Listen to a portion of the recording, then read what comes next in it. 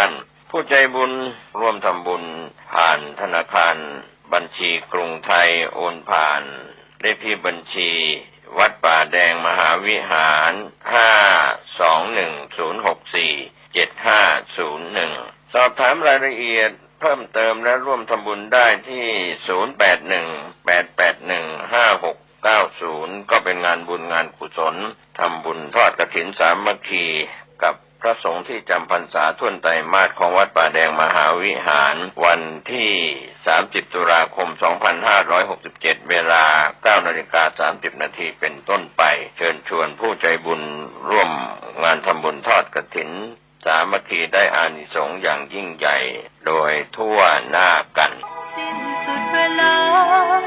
เป็นการละทานล้ำค่าสืบทอดนานมาแต่ครั้งพุทธกาลกฐินทานคือสังฆทานบุญข่าวสารเพื่อการประชาสัมพันธ์งานบุญงานกุศลพิธีทำบุญทอดกฐินมหาวิทยาลัยเชียงใหม่ประจำปีพุทธศักราช 2567 ตรงกับวันเสาร์ที่ 2 พฤศจิกายน ณ วัดฝายหิน ตำบลสุเทพ อำเภอเมืองเชียงใหม่ จังหวัดเชียงใหม่ 9 นาฬิการวมตัวนักข่วงวัฒนธรรมมหาวิทยาลัยเชียงใหม่ตั้งขบวนแห่องค์กฐินและบริวารของมหาวิทยาลัยเชียงใหม่ขบวนแห่องค์กฐินและบริวารจากทุกคณะสถาบันสำนักและส่วนงานต่างๆพร้อมกันชมการแสดงของชมรมพื้นบ้านล้านนาสโมสรนักศึกษามหาวิทยาลัยเชียงใหม่ 9:39 น.เคลื่อนขบวนแห่องค์กฐินและบริวารเข้าสู่วัดฝายหินมหาวิทยาลัยเชียงใหม่อธิการบดีและผู้แทนผู้บริหารถวายผ้าห่มพระพุทธปฏิมาประธานในพิธีจุดธูปเทียนบูชาพระรัตนตรัยถวายตาลปัตรใหม่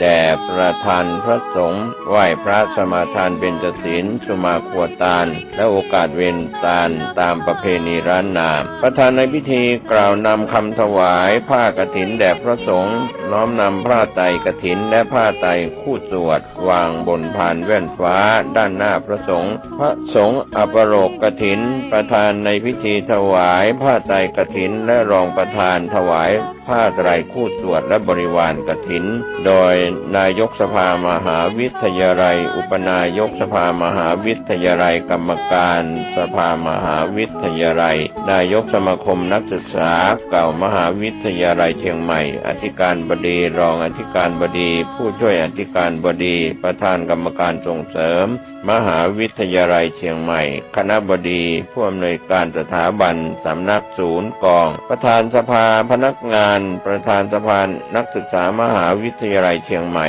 นายกสโมสรนักศึกษามหาวิทยาลัยเชียงใหม่ประธานคณะกรรมการกลางหอพักนักศึกษามหาวิทยาลัยเชียงใหม่ตามลำดับถวายเครื่องบริวารกฐินและภัตตาหารพระสงฆ์อนุโมทนากรวดน้ำรับพรลาพระสงฆ์ประกาศผลรางวัลการประกวดขบวนกฐิน 10:30 น.โดยประมาณเสร็จพิธีขอเชิญชวนผู้ใจบุญใจกุศลชาวมหาวิทยาลัยเชียงใหม่ภายนอกมหาวิทยาลัยเชียงใหม่ร่วมงานทำบุญทอดกฐินของมหาวิทยาลัยเชียงใหม่ตรงกับวันเสาร์ที่ 2 พฤศจิกายน พุทธศักราช 2567 กับพระสงฆ์ที่จำพรรษาท่วนไตรมาสณ วัดฝายหิน ตำบลสุเทพ อำเภอเมืองเชียงใหม่ จังหวัดเชียงใหม่ได้บุญร่วมบุญอนุโมทนาบุญโดยทั่วหน้ากัน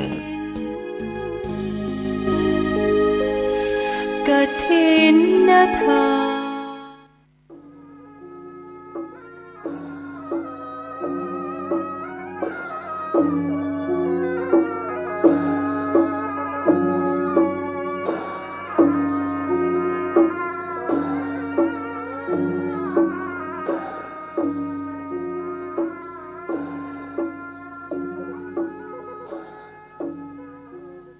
ขอความเจริญในธรรมและความผาสุกทางใจจงได้บังเกิดมีกับท่านสาธุชนคนดีผู้เจริญในศีลผู้เจริญในธรรมทุกท่านพร้อมกันนี้ข ขอยกมือ10 นิ้วกราบอารัธนาเอาคุณพระแก้วเจ้าทั้ง3 ประการบุญศีลบุญทานที่ท่านผู้ฟังได้กระทำมาในอดีตและกำลังจะทำเวลานี้คุณพ่อคุณแม่ผู้ให้กำเนิดคุณครูบาอาจารย์ผู้ประสิทธิ์ประสาทวิชาความรู้เสื้อวัดเสื้อวาเสื้อบ้านเสื้อเมืองพระสยามเทวาธิราชสิ่งศักดิ์สิทธิ์ทั้งหลายอันอยู่ในบริเวณขงเขตล้านนาไทยมีพระบรมธาตุเจ้าดอยสุเทพจังหวัดเชียงใหม่พระบรมธาตุเจ้าหริพูนชัยจังหวัดลำพูนพระธาตุเจ้าลำปางหลวงจังหวัดลำปางพระธาตุเจ้าจ้อแฮจังหวัดเมืองแป้พระธาตุเจ้าแจ้แห้งจังหวัดน่านพระธาตุเจ้าดอยตุงจังหวัดเชียงรายพระเจ้าตนหลวงจังหวัดพะเยาพระธาตุเจ้าดอยกองมูจังหวัดแม่ฮ่องสอนและครูบาเจ้าศรีวิจัยนักบุญแห่งล้านนาไทยเป็นต้นขอยกมือ10 นิ้วกราบอารัธนาและเชิญชวนได้มาปกปักรักษาท่านผู้รับฟังรายการเมื่อเจ้าวันนี้ทุกท่านบอกว่าจะเป็นตุเจ้าพระนายพ่อจายแม่ยิงทุกสาขาวิชาอาชีพลูกเล็กเด็กแดงคนเฒ่าคนแก่ขอเงือปากันมีความสุขกายสุขใจและสุขปากโดยเจริญรุ่งเรืองนานแสนนานได้เทินก่อนที่จะได้นำรายการนี้ดำเนินรายการนี้ต่อไปขอเมตตาเวลาอันมีค่าของท่านทั้งหลายได้ร่วมใจกันไหว้พระพุทธธรรมประสงค์เพื่อให้เกิดมีเป็นสิริมงคลกับตัวกับครอบครัวกับการเดินทางขับรถขับลาไปใกล้ไปไกลกับการค้าการขายต่อไปพร้อมใจกันประนมมือขึ้นเน้อว่าพร้อมกันอะระหังสัมมาสัมพุทโธภควาพุทธังภควันตังอภิวาเทมิกราบสวากขาโตภควตาธัมโมธัมมังนัมมัสสามิกราบสุปฏิปันโนภควโตสาวกสังโฆสังฆังนะมามิกราบหันธัมมยังพุทธัสสะภควโตบุพพาคณะมะกะลังกะโลมะเสนะโมตัสสะภะคะวะโตอะระหะโตสัมมาสัมพุทธัสสะนะโมตัสสะภะคะวะโต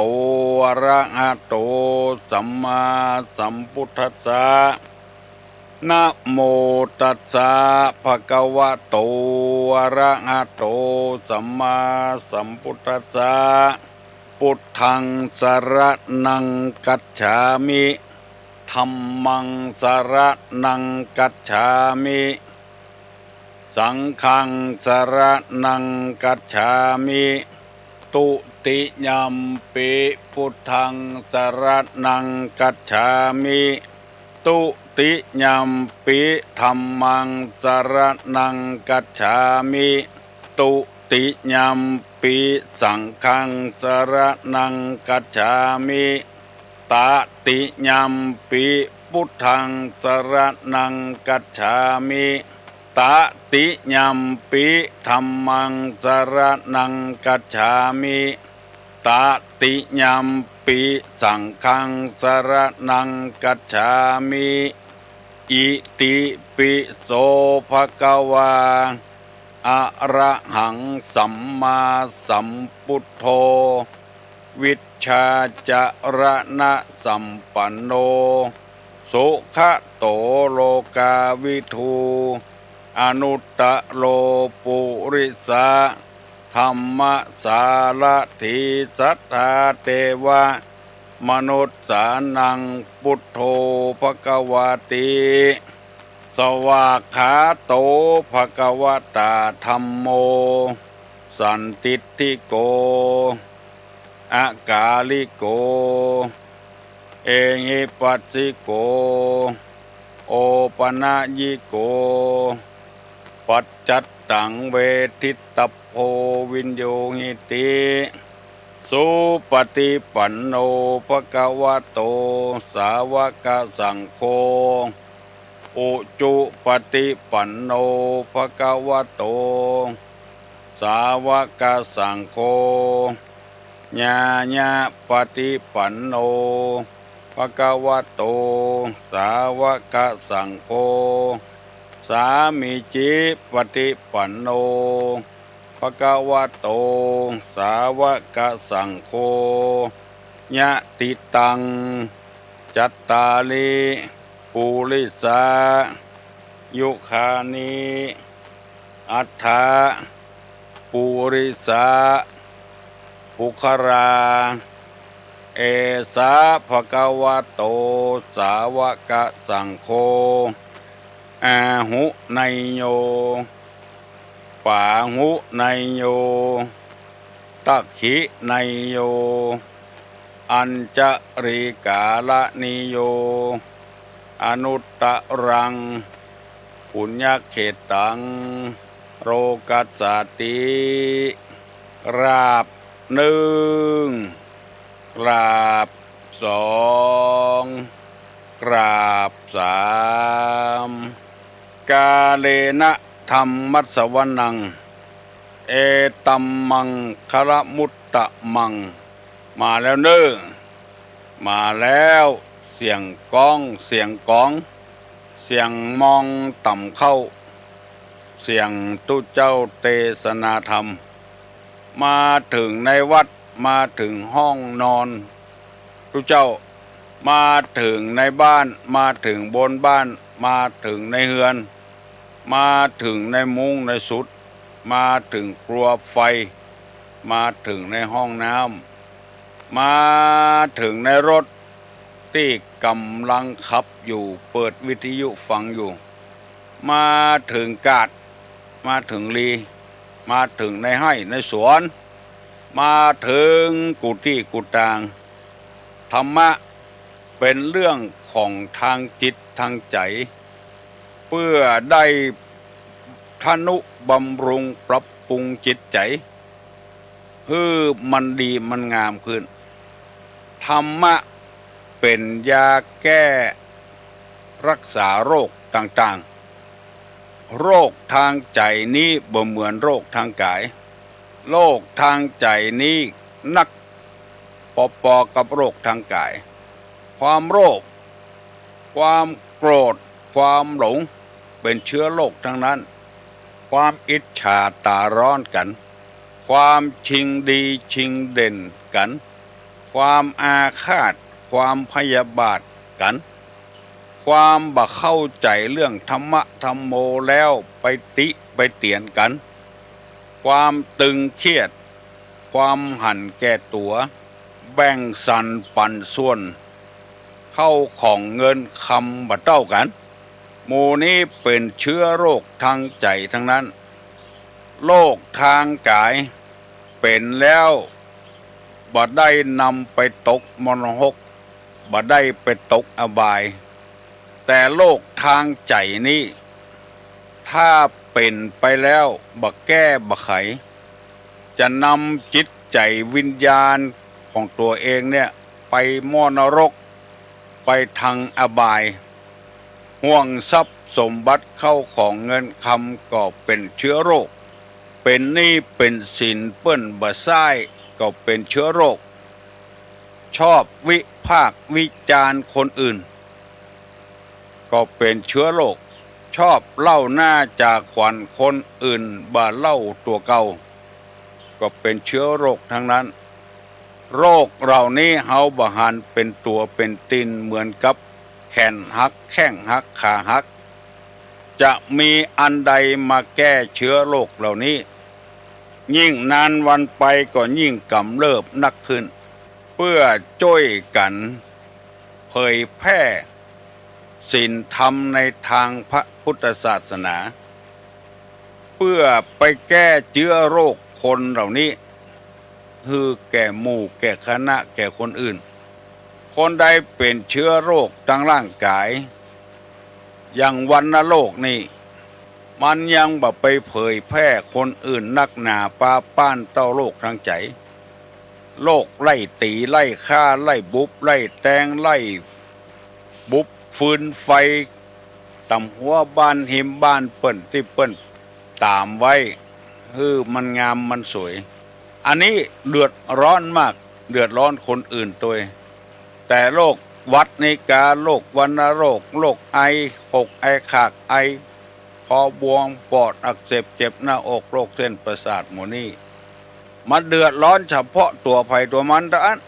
อย่างโรคเอดส์นี่คนใดไปทำคนนั้นได้มันบ่สามารถไปติดคนอื่นบ่สามารถทำมือคนอื่นเดือดร้อนนักหนาปาป้านเต้าโรคทางใจขอให้ท่านผู้ฟังทั้งหลายได้เข้าใจตัวว่าบ่ได้มารบกวนเวลาของท่านกำลังหลับกำลังนอนกำลังจะเอายาแก้โรคต่างๆโรคขี้ค้านโรคขี้ค้านนี่ก็เดือดร้อนถึงครอบครัวถึงผัวถึงเมียถึงลูกถึงเต้าโรคปากนักปากมากแน่ก็จะวิพากษ์วิจารณ์คนอื่นใครก็บ่ดีสักคนอันนี้เป็นเชื้อโรคอันร้ายแรงเปิ้นลงทุนประกาศธรรมะลงทุนเท่าใดพ่องบ่ได้คำนึงลงทุนเสียสละเวลามาออกอากาศเพื่อเอาธรรมะมาให้คนทั้งหลายลงทุนเกี่ยวกับสถานีวิทยุติดต่อกันตั้งโทรศัพท์ตั้งอย่างวุ่นวายไปหมดบ่ได้เข้าใจสักอย่างฟังแล้วบ่ได้นำไปกึดไปใจให้เป็นประโยชน์ฟังแล้วเอาไปอู้ไปจ่าไปทำลายเปิ้น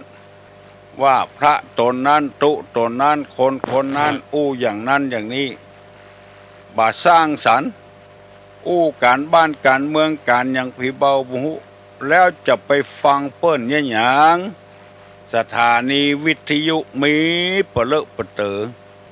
ยังบ่เลื่อนเข็มไปหาสถานีอื่นที่มันม่วนปูน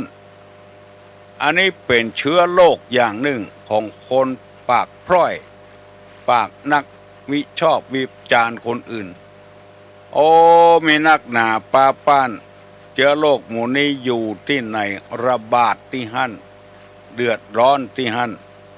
อิจฉาริษยาเอาคนอื่นเดือดร้อนว่าแล้วบ่ได้ว่าทำไมเพราะกรรมว่านี้บ่มีรักมีฐานหลายอย่างหลายประการต่างๆเจิญปี่เจิญน้องช่วยกันฟังแต่เนิ่นตู้ลุงดีใจสบายใจที่มีคนหลายคนบอกว่าตู้ลุงฟังตู้ลุงแล้วบ่ได้ไปแปลบ่ได้ไปกึดอย่างสักอย่างฟังแล้ว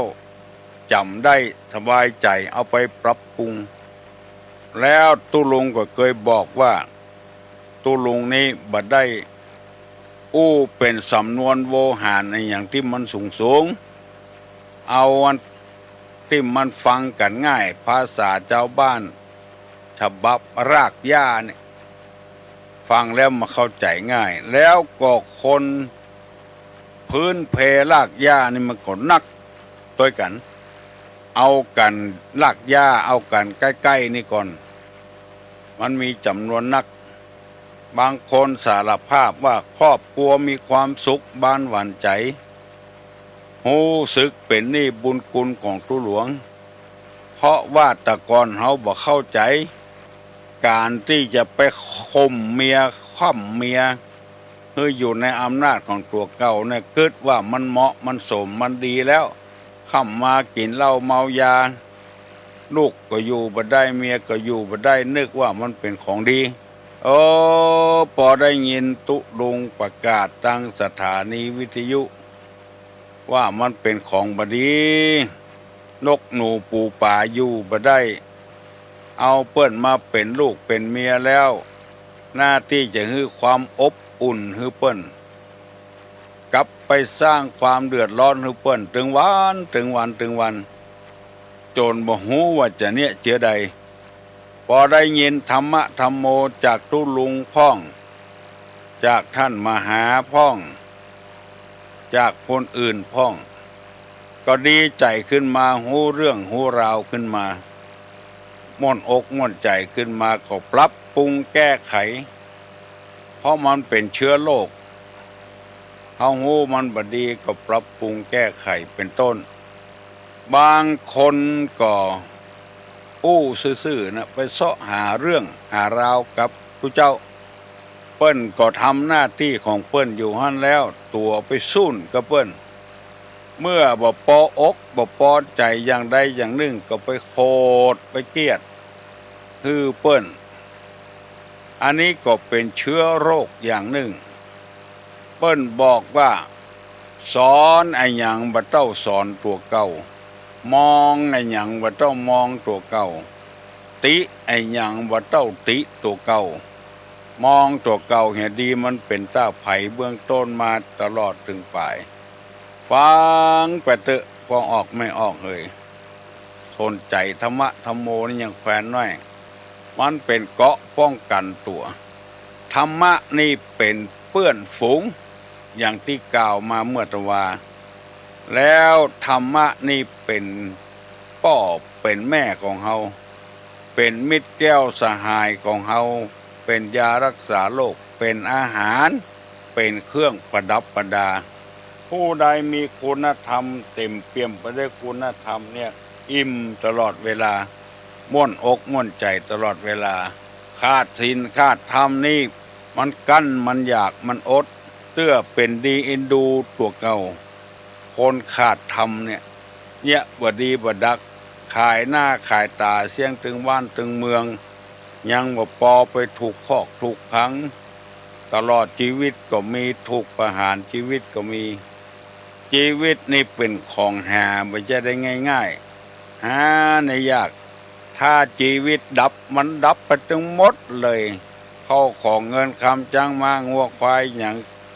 ดับไปตัวกันหมดเพราะฉะนั้นจะต้องรักษาดวงจิตนี้ไว้ดีๆนั่นก็คือเอาธรรมะมาเป็นเพื่อนเป็นฝูงตุลุงได้เอาธรรมะเกี่ยวกับคนที่บ่มีความสุขนั้น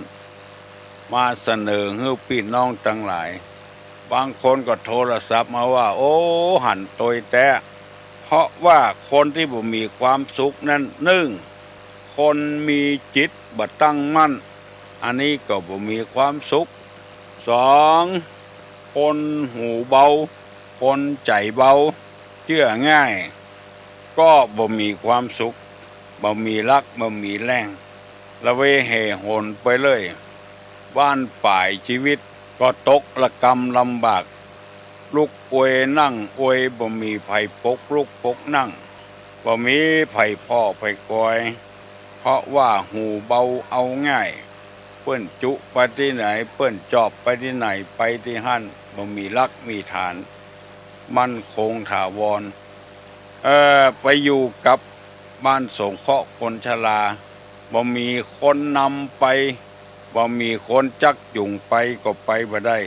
บ่มีหลักฐานคนหูเบาข้อที่3ว่าคนประทุษร้ายมิตรได้นำเอาเรื่องต่างๆที่มีคนโทรศัพท์มาบอกว่ามันเป็นเจอี้เนอะถึงวันนี้อันนี้สำคัญน้อยพอหลังไม่มามีคนโทรศัพท์มาบอกว่าโอ้จับใจจับคอแตะตุลุงมันเป็นอย่างอี้แต่บ บ่ได้คำหนึ่งถึงคนอื่นคำหนึ่งก็ตัวอย่างเดียวถ้าตัวโดนอย่างอั้นพ่องตัวจะกึดอย่างไรมีการมีงานอย่างไปลุ่มหน้าที่จะลุ่มจ้อยเงี้ยกินเงี้ยว่าเฮ้เปิ้นอันนี้ไปลุ่มเอากินเอาป่าเปิ้นคนถุงยกออกบ้านเปิ้นแล้วเอาไปบ้านตัวถ้า10 คนก็10 ถุง20 คนก็20 ถุงไปแล้วเปิ้นกะไว้จะให้มันปอแล้วบ่ปอสักกำวิทย์กินวิทย์ว่าไปเหี่ยอันนี้ก็ขอฝากฝังไว้เป็นเชื้อโรคอย่างหนึ่งคนจำพวกนี้ไปใจมันบ่เป็นบาปนะเป็นบาปนู่นนั่นจิตคิดจะลักจิตคิดจะเอาของเปิ้นจะว่าวิสาสะก็บ่ใจวิสาสะก็บ่ใจอุปกรรมโมทำความเพียรที่จะลักได้ของนั่นไปกินไปใจด้วยความพยายามแมทของเปิ้นเป็นอันวันจะหันอกหันใจเปิ้นพ้องเวลามีการกลับบ้านกลับจองเปิ้นก็หวังเปิ้งพี่น้อง10 สาวชาวบ้านนะหวังเพื่อนหวังฝูงนั่นนะอันนี้ไปประทุษลายเปิ้นโดยแถมซ้ำ1ซ้ำ2พ่อก็ตายแม่ก็ตายไปแล้วยังบ่พอคนก็มาซ้ำมาเติมโดยแถมจะกินเหล้าโดยเปิ้นจะกินจิ้นกินปลาโดยเปิ้นบ่อู้บ่ฮู้ก็เน็บแนมเปิ้นโศกเปิ้นเศร้าอยู่หั่นแล้วยังไปซ้ำไปเติมเปิ้นแถมมันตายไปตามกันบางรายก็เป็นหัวหน้าแม่ครัวเปิ้นขอมอบความไว้วางใจเน้อของกินของว่าเข้าป่าอาหารมันจะกุ้มกับบ่กุ้มกะเท่าใดเป็นเท่าใดเจ้าภาพเปิ้นจะไปซื้อมาก็บ่ซื้อตัวเองเนี่ยจะเอาเงินเปิ้นไปซื้อตะอันแล้วก็บ่จดไว้เป็นหลักเป็นฐานเอาเงินไปแล้วเหลือเท่าใดกาวิทย์เท่าใดกาบ่บอกให้เจ้าภาพก็เลยพลอยเสียอกเสียใจไปโดยอันนี้ประทุษร้ายมิตรทั้งนั้นประทุษร้ายเพื่อนบ้านเฮือนเดียวกันบอกให้เปิ้นให้ฮู้เหี่ยให้เปิ้นได้สบายใจซื้อไอ้หยังเท่าใดเพราะว่าคนบัดเดียวนี้มันมีความฮู้กันนักซื้อผัก10 กิโลตะอัน10 กิโล10 บาทจะต้องจ่าย100ถ้าเฮาไปเอานักเนี่ยอันมันมีส่วนลดโดยแถมลูกเปิ้นฮู้กันลูกกิน20 กิโลกา100 กิโลกามีส่วนลดโดยแถมบางทีได้ส่วนลดบ่ได้ส่วนลดฮู้เขาก็ว่าได้ส่วนลดโดยหน้าที่จะลงตามความจริงมาบอกความจริงให้เปิ้นสักอย่างแล้วงานก็แล้วหั่นละเอาเงินไปเท่าใดก็ตะอันละจะเหลือฮู้จะวิทย์ฮู้บ่บอกให้เจ้าภาพเปิ้นเจ้าภาพเพิ่นก็ค้ำใจอยู่หั่นจะถามก็จะจะแพ้เขาใส่กันจะมีเรื่องมีราวบ่ถามก็ค้ำใจไว้อันนี้ก็ขอฝากไว้ตัวเนอะในข้อที่3นี่นะใครเป็นพ่อครัวก็ดีแม่ครัวก็ดีเปิ้นจะจ่ายมาเอาก็มีหน้าที่ทำก็ทำเปิ้นไว้วางใจเอาแล้วเงินตะอันมันบ่นักบ่หนาเท่าใดบ่เป็นหมื่นเป็นแสนมันบ่พอเป็นดีเท่าใดเหลือ4-500กะ3-4 ปันแต่อันน่ะเอาไปกินอย่างน่าซื้อมันบ่เหมาะบางทีเจ้าภาพนี่เปิ้นก็บ่ใจบ่ได้หรอกเจ้าภาพบางคนนี่ใจบุญเอาสตางค์ใส่ซองเอาไว้ล้างตีนล้างมือเน้อแม่ครัวเน้อยังได้ตัวแถมอยู่น้ำจิตน้ำใจก็ได้สตางค์ก็ได้ตัวแถมอาหารการกินก็กินได้สบายหันอกหันใจกันพ้องเน้อวิทยุนี่เป็นวิทยุชุมชนวิทยุชุมชนชุมชนในเข้มแข็ง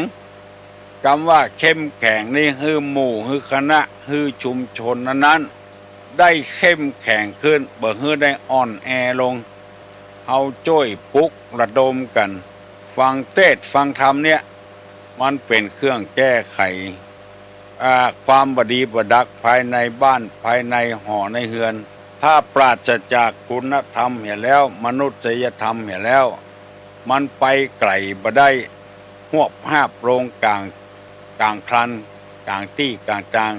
ครอบครัวก็จ้างหมู่บ้านก็จ้างตำบลก็จ้างถ้าบ่เข้าหากัน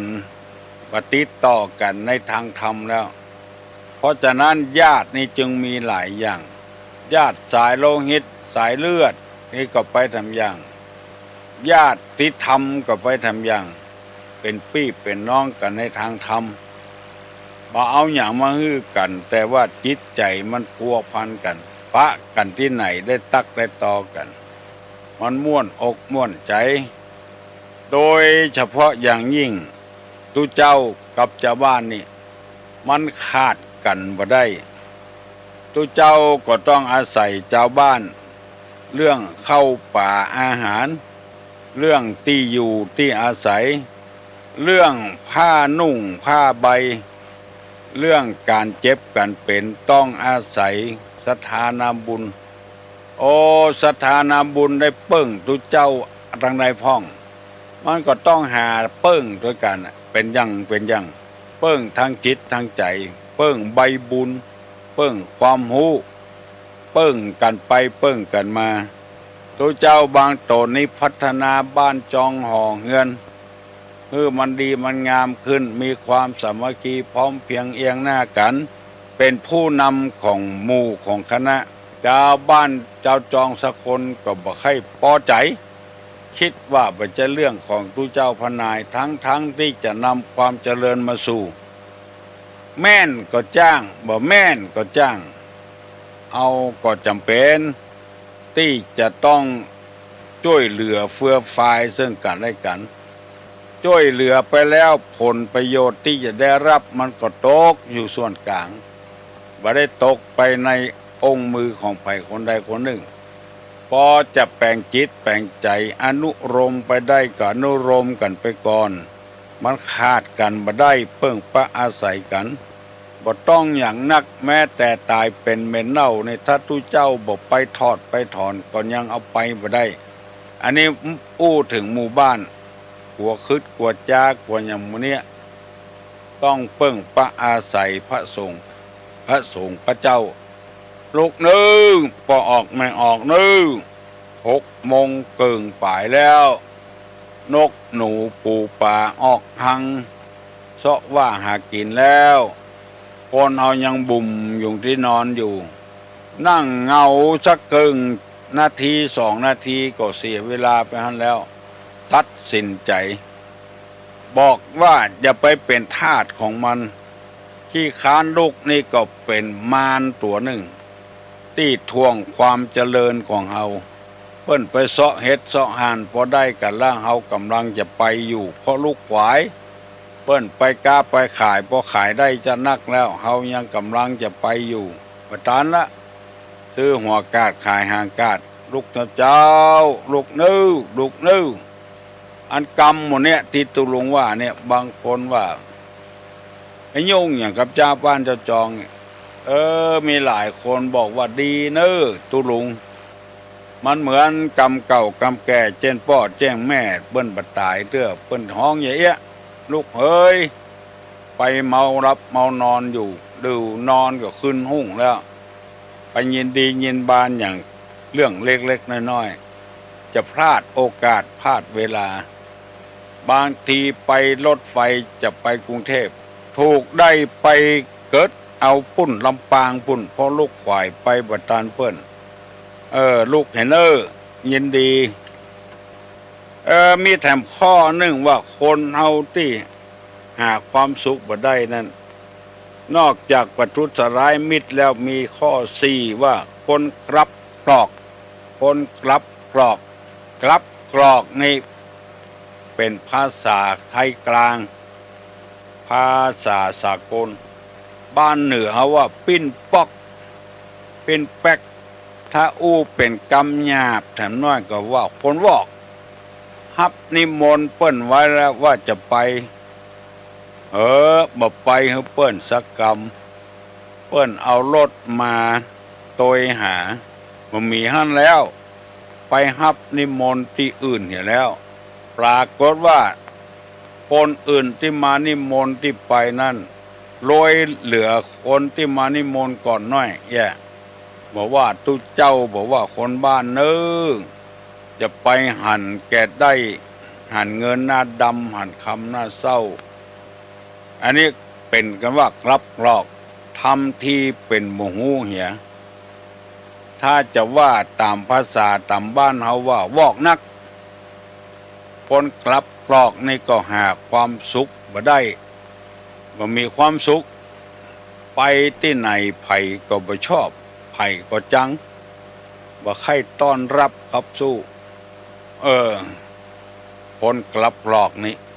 โอ้จะว่าไปมันมีนักหนาปาป้านนะฮับงานของเปิ้นแล้ว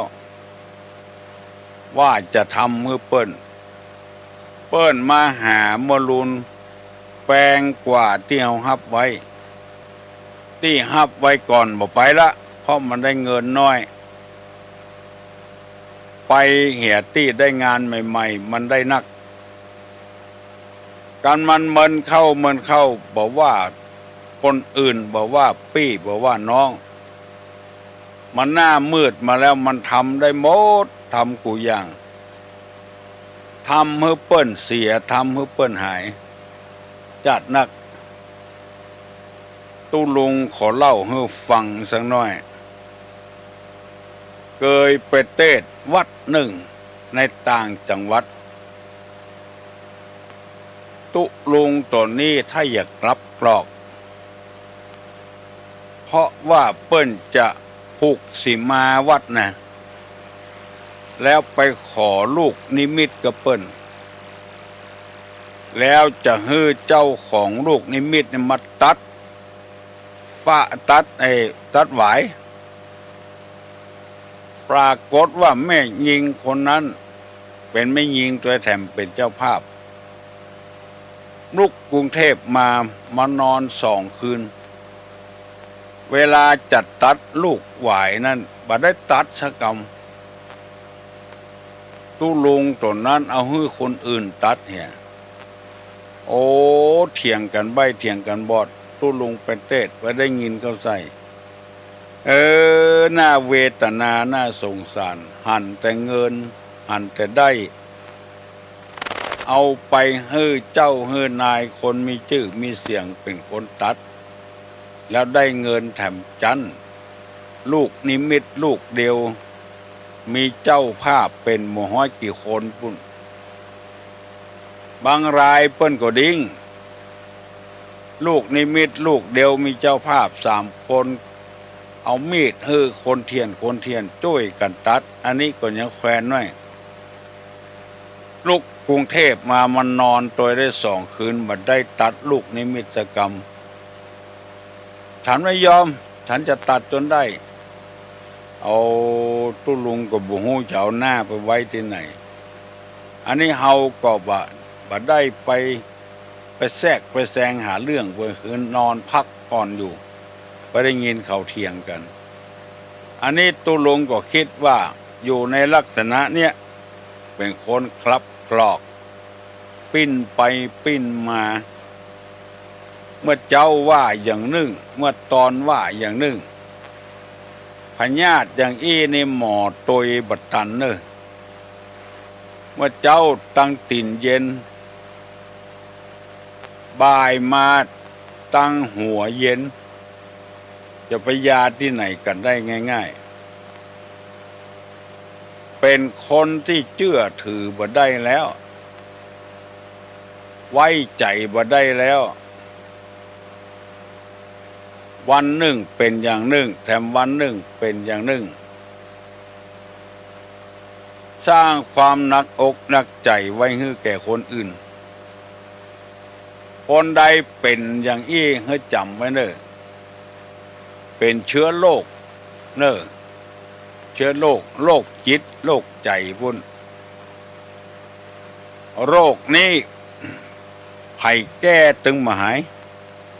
นอกจากเอาน้ำทำกำสอน มาเป็นเครื่องแก้เพื่อมีความซื่อสัตย์สุจริตหันอกหันใจคนอื่นจะไปปิ้นปอกปิ้นแปกเต้าใดเป็นเต้าอั้น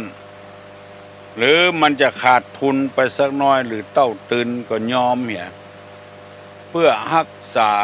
ศักดิ์ศรีของตัวเองไว้รักษาชื่อเสียงของตัวเองไว้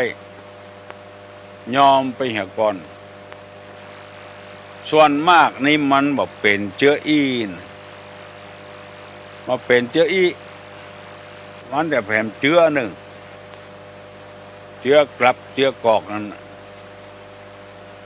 มันบอกเป็นไปตามธรรมชาติอย่างอากาศบึดฮอตบึดหนาวเนี่ยหมู่ม่วนมืดจึจึงปวดคบปวดฝนตกก็บ่ตกเหียจะแจ้งก็บ่แจ้งเหียงอกรำคาญมีนิสัยจะอีก็แก้ไขปรับปรุงเหียเอาไปอู้คนหนึ่งเป็นอย่างหนึ่งหมอหนึ่งได้รับข้อมูลมาให้เราฟังเป็นแถมอย่างหนึ่งอันอย่างจะอี้ลำเหลือคนเอาอย่างที่เปิ้นว่ากันนะตายบ่ได้เอาไปตัวอย่างสักอย่างอันอย่างไปอั้นลำเหลือเอาตัวโป้นไปเป็นวันตู้ลุงก็เคยโดนเนาะโอ้แป่งศาลาตู้ลุงกี่ห้อง11 ห้องก่อนตู้ลุงท่านนับเป็นสตางค์เลยจะตกห้องต่อใดเขาก็ว่า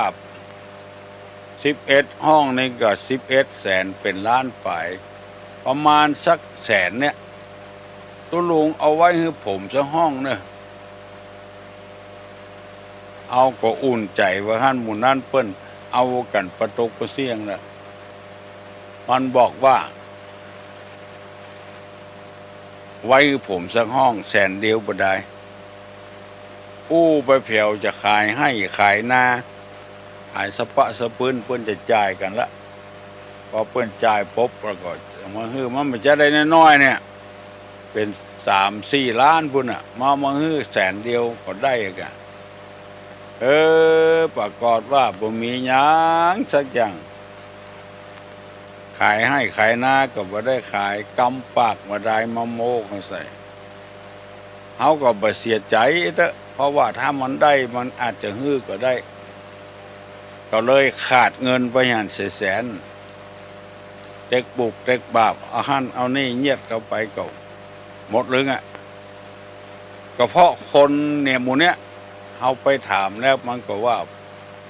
เปิ้นคัดข้องกันเปิ้นมาจ่ายกันว่าอันยังหลายกรรมฟังแล้วเขาบอกมีเหตุมีผลนะที่เขาจะเชื่อมันได้เป็นคนกลับกรอกว่าอย่างหนึ่งเมื่อเจ้าเป็นอย่างหนึ่งเมื่อตอนเป็นอย่างหนึ่งเมื่อค่ำเป็นอย่างหนึ่งมันบ่เสมอต้นบ่เสมอปลายอันนี้ก็เป็นคนหาความสุขบ่ได้เนอะไปจุไปโกหกพกลมเพิ่นเมื่อมันบ่มีเฮาก็บ่ท้าว่ามันมีจะเอาที่ไหนมาฮื้อเปิ้นบ่ว่าเตื้อบ่ถ้าไปออกปากเตื้อถ้ามันเต็มไม้เต็มมือแล้วมีในมืออึกนึกแล้วก็ยังแขวนไว้บางทีมาจองกฐินเนี่ยจองไว้เปิ้นจะมาตอดเขาก็ว่าเปิ้นมาจองแล้วเอาไปตอดวัดอื่นเถอะใกล้จะตอดมาโทรศัพท์มาบอกว่าขอยกเลิกปีหน้าฟ้าใหม่ก็มาตอด บางทีปีนั้นถึงปีตั้งวัดตั้งวาก็บ่ได้เงินได้ทองทุกเจ้าก็ขาดอันนี้ส่งกฐินไปเพราะคนกลับกรอก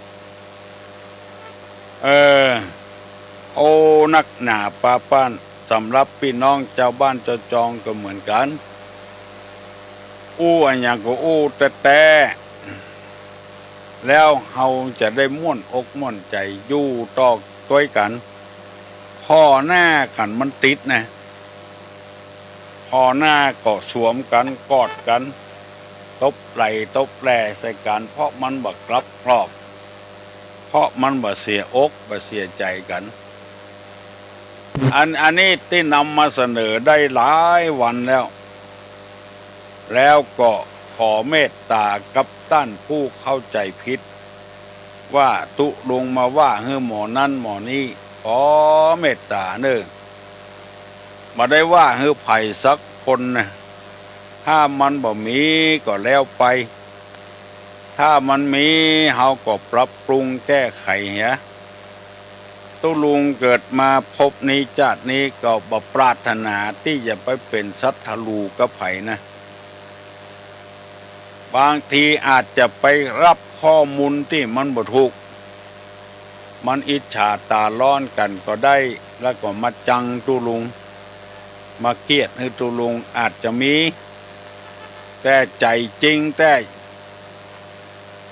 อยากจะเป็นมิตรกับผู้คนเลยบอกว่าครูบาอาจารย์พระสงฆ์พระเจ้าคุณเจ้านายอย่างก็ตามเถอะอยากจะเป็นมิตรแก้วสหายคำกับผู้คนทุเจ้าพนายก็เอาบักเข้าหากันแล้วบ่หน้าบูดหน้าบึ้งใส่กันนะ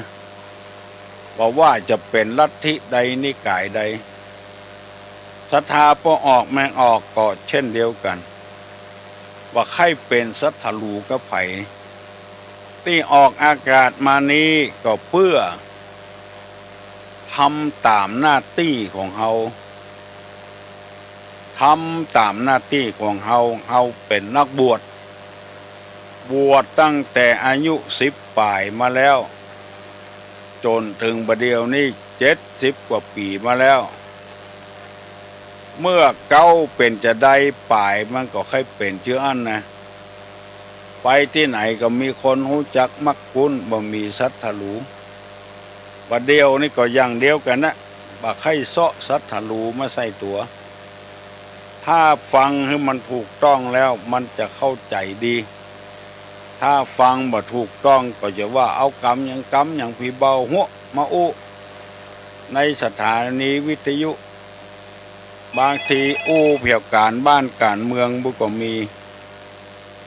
ฮัลโหลการบ้านการเมืองบุก็มีพดไปเพียปุ้นแล้วก็เอาไปเล่าให้หมอนั้นหมอนี้ฟังแล้วคนที่หูจักตุลุงมันนักตุลุงก็หูจักนักเหมือนกันทั้งคฤหัสถ์พ้องทั้งตุเจ้าพ้องบางทีเพิ่นก็นักใจตัวตุลุงเพิ่นก็โทรมาบอกตุลุงก็ว่าโอ้ขอเมตตาเถอะเน้อบ่ได้ให้ไผจำอกจำใจหยังสักอย่างคือคนได้เป็นคนดีปรับปรุงแก้ไขเฮามีหน้าที่โดยสมบูรณ์เลยถ้าเป็นพ่อค้าแม่ค้าก็ได้รับใบอนุญาตเอางัวข้ามถิ่นเอาควายข้ามแดนได้มีใบอนุญาตอย่างสมบูรณ์เลยเพราะว่าเจ้าคุณบนดอยสุเทพเปิ้นเฮ้อใบประกาศดูขอแต่งตั้งให้ท่านเป็นพระเผยแพร่ศีลธรรมในจังหวัดเชียงใหม่มีโลตุลงเก็บไว้หั่นก็แต่งตั้งมาให้ใครมาอ่านก็มาอ่านโลกแล้วตั้งสำนักงานพระพุทธศาสนาแห่งชาติสั่งมาสำนักงาน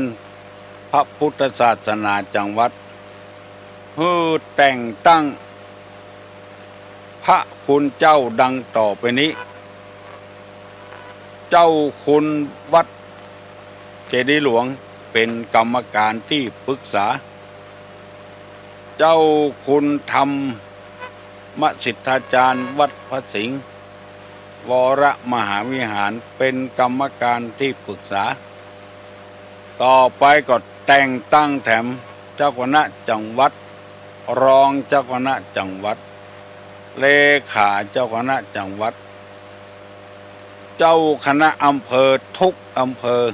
เป็นกรรมการ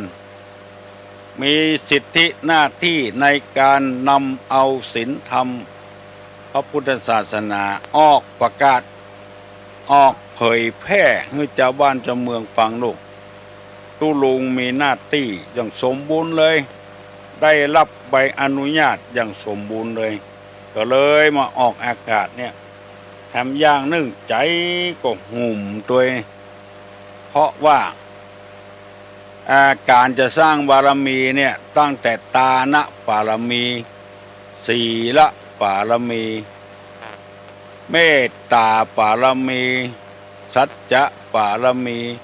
เนกขัมมะบารมีสร้างบารมีอย่างที่พระพุทธเจ้าไล่หมู่พญามารกระจัดกระจายเพราะสร้างบารมีไว้ก่อนไผๆก็สร้างบารมีเพราะฉะนั้นถ้าฟังอย่างเป็ดหูเป็ดใจไปก็บ่ต้องเอาไปอู้ให้คนนั้นคนนี้เปิ้นได้ยินแล้วก็เปิ้นตุกใจแทนตุลุงได้ยินไผวิพากษ์วิจารณ์ตุเจ้าตนนั้นตุเจ้าตนนี้ตุลุงก็บ่ม่วนใจบางทีก็โทรศัพท์ไปถามไปบอกให้เปิ้นก็บอกว่ามันเป็นอย่างอันจะอันมันเป็นเครื่องกีดกันขัดขวางกันนะขอให้โตยกันไปเรื่อยๆเถอะให้ได้สบายใจเถอะโทรศัพท์ก็เหมือนกันอย่างที่เขาว่านะพอให้แล้วเหี่ยก่อนโทรมาหลังไมค์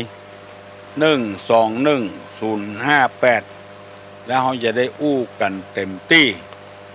ประเดี๋ยวนี้มันมีเครื่องกีดขวางอยู่เฮาจะลุอำนาจแก่ความอยากของเฮาก็บ่ดีเพราะเฮาอยู่ในโลกนี้คนเดียวบ่ได้ต้องเพิ่งปะอาศัยคนอื่นเฮาจะอยู่คนเดียวบ่ได้แข็งกระด้างคนเดียวก็บ่ได้เปิ้งกันไปเปิ้งกันมาเฮาบ่ชอบเฮาบ่เปิ้งคนอื่นก็มาเปิ้งช่วยกันไปช่วยกันมา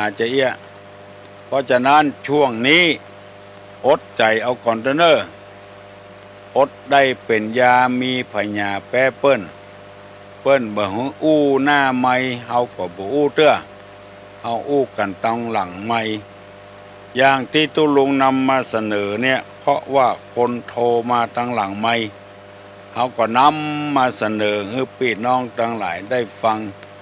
ถึงวันเมื่อเจ้าตั้งแต่6 โมงถึง7 โมงระยะนี้คนยังบ่ไปทำการทำงานเตื้อ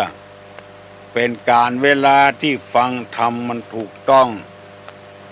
ปึดของที่มันคว่ำไว้ง่ายขึ้นเอามาเสนอกันอย่างร้านอาหารน่ะมันตึงมีกูอย่างชอบกินอันใดก็กินอันนั้นเหียบ่ชอบก็ให้คนอื่นกินเหียมันตึงชอบก็เหมือนกัน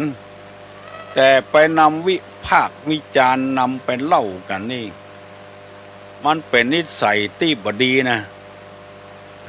ตัดสินใจตัวเก่าเนี่ยพ่องจะไปเอาปากกว้างบัดเท่าใดเนี่ยไปทำลายคนอื่นก็หมายมั่นปั้นมือทำงานเพื่อพระศาสนาอยู่แล้วเอาละน้องพอออกไม่ออกพี่ป้านาอาศรัทธาทั้งหลาย